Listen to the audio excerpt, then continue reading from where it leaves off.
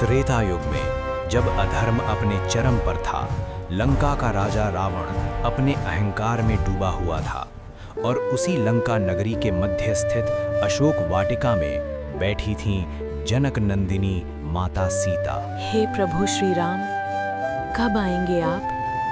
कब इस दुख से मुक्ति मिलेगी? उसी समय एक वृक्ष की शाखा पर बैठे थे पवन पुत्र अंजनी नंदन श्री हनुमान। उन्होंने सूक्ष्म रूप धारण किया और माता सीता को ध्यानपूर्वक निहारने लगे। निश्चय ही यही है जनक नंदिनी सीता माता।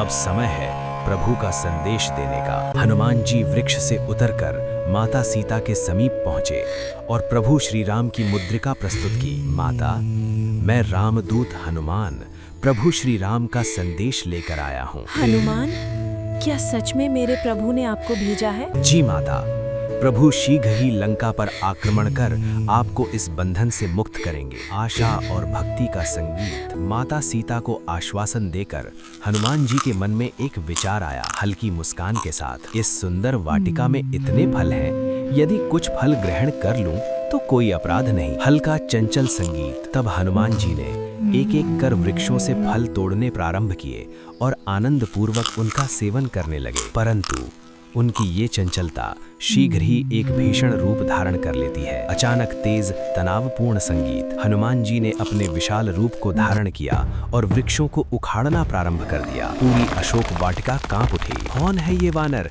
इसे तुरंत पकड़ो। युद्ध संगीत। राक्षसों ने हनुमान जी को घेर लिया, परंतु पवन पुत्र ने एक एक कर सभी को परास्त कर दिया। जय श्री राम। भारी युद्ध संगीत। ये समाचार जब रावण के कानों तक पहुंचा तो उसने अपने पराक्रमी पुत्र मेघनाद को भेजा। हे वानर, अब तेरा अंत निश्चित है। सस्पेंस। मेघनाद ने नागपाश का प्रयोग किया और हनुमान जी को बंधन में जकड़ लिया, परंतु ये हनुमान जी की इच्छा थी कि वे रावण से भेंट करें। दरबार संगीत। हनुमान जी को रावण के दरबार में प्रस्तुत किया गया। अरे वानर, कौन है तू और मेरे राज्य में ये उत्पात क्यों मचा रहा है? लंकेश, मैं रामदूत हनुमान हूँ।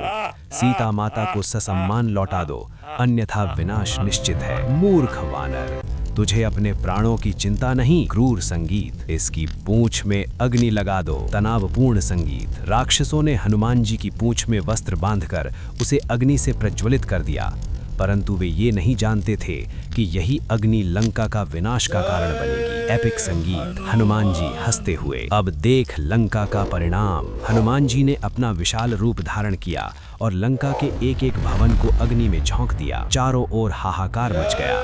स्वर्णिम लंका अग्नि की लपटों में घिर गई। धीरे धीरे शांत संगीत। अपना कार्य पूर्ण कर हनुमान जी पुनः समुद्र पार कर प्रभु श्री राम के चरणों में पहुंचे। प्रभु, माता सीता सकुशल है। इस प्रकार भक्ति, बुद्धि और बल के प्रतीक हनुमान जी ने लंका में अपना पराक्रम दिखाया। सभी मिलकर जय श्री राम।